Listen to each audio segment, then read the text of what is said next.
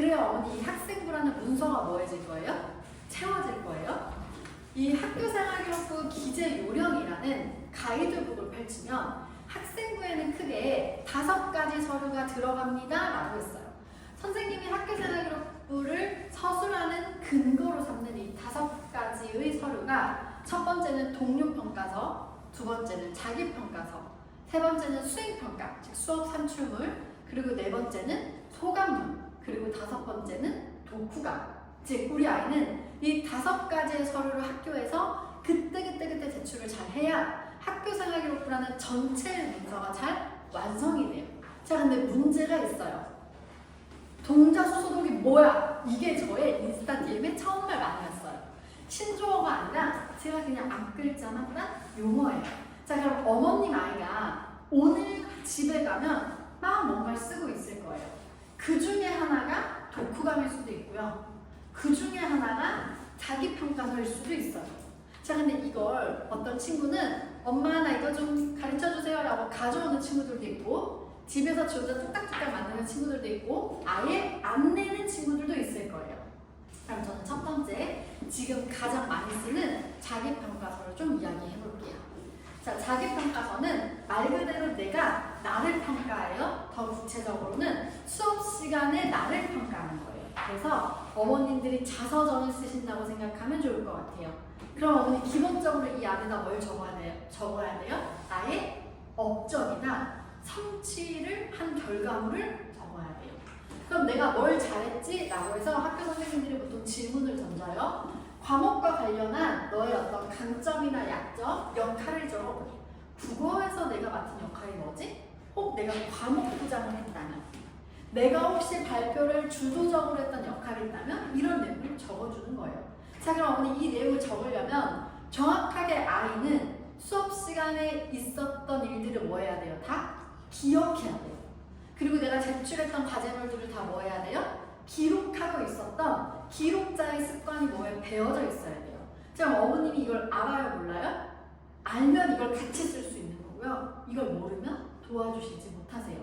그래서 이렇게 자기평가서를 쓰기 위해선 내가 앞에 일어났던 일을 똑똑히 기억해야 됩니다.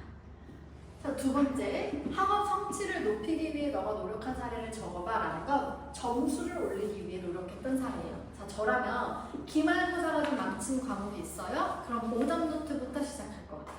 어머님 아이가 내신에서 등급도 안 나왔는데 막 탐구보고서나 이런 것들을 오버해서 적어왔어요. 그걸 선생님들이 믿어요? 안 믿어요? 안 믿어요. 그래서 저라면 차근차근 올라갈 것 같고, 첫 번째 이런 질문. 너 점수 올리기 위해서 뭐 했어? 저는 오답노트를 만들었어요. 실수노트를 만들었어요. 제가 선생님 중간고사하고 기말고사하고 몇 점을 올렸는데 그때 제가 이런 공부 방식들을 써봤어요 라고 해서 이런 내용들을 좀 구체적으로 적어볼 것 같아요. 그리고 세 번째, 학교 선생님이 자기평가서에서 보고 싶어하는 건 아이들이 집요하게 공부한 공부 방법 그 자체도 있지만 더 궁금한 건 너 이 단원을 배웠을 때 너가 조금 더 탐구하고 싶었던, 너가 알고 싶었던 단원이나 질문에 호기심이 있었어? 라는 거예요. 즉 궁극적으로 학습으로 끝나는 게 아니라 너가 이걸 가지고 어떻게 활용했어? 너가 뭘 더 생각해봤어? 라고 해서 너 관심 가졌던 분야나 너가 더 깊이 탐구했던 걸 좀 적어봐 라고 하면, 내가 혹 책을 읽었다면, 내가 참고 문헌으로 조금 전문가의 의견을 인용했다면 이런 것들을 이 안에 적어놓는 거예요. 자, 그리고 나서 이렇게 오늘 또 항목을 보면 토론이나 발표하는 걸 좀 적어봐 라고 해요. 내가 머릿속으로 알고 있는 걸 쓰는 건 요즘 아이들에게 되게 수월해졌어요. 뭐 때문에? GPT. 너무 우리의 든든한 친구죠? 그래서 요즘은 어머니 이 결과물을 내가 말로 뭐 하지 않으면, 뱉지 않으면 특히 면접장에서 매우 어때요? 불리하기 때문에 어머님 아이가 이런 주제를 발표하거나 혹은 친구들과 의논한 경험이 있다면 이걸 무조건 어필하셔야 돼요. 그래서 이런 부분을 쓸 때 내가 일단 학교 생활을 한 바퀴 상기시키면서 내가 했던 주제들을 정리하는 거예요. 그 다음 더 중요한 건 이걸 적으신다고 가정해 볼게요. 글자 수를 적으셔야 돼요. 여기다 10줄, 여기다 10줄, 여기다 10줄, 다 10줄씩 너무 성의껏 적었어요.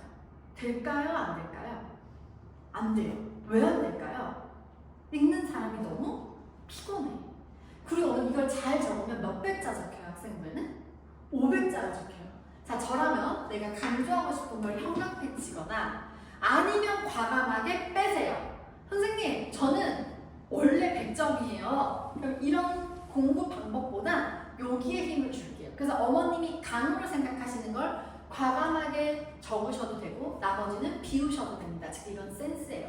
근데 많은 친구들은 이걸 다 빼곡히 적고 그대로 내서 선생님이 뭐가 중요한지 모르는 글을 냅니다. 두 번째, 서툴더라도 절대 여기에 챗GPT를 쓰지 마세요.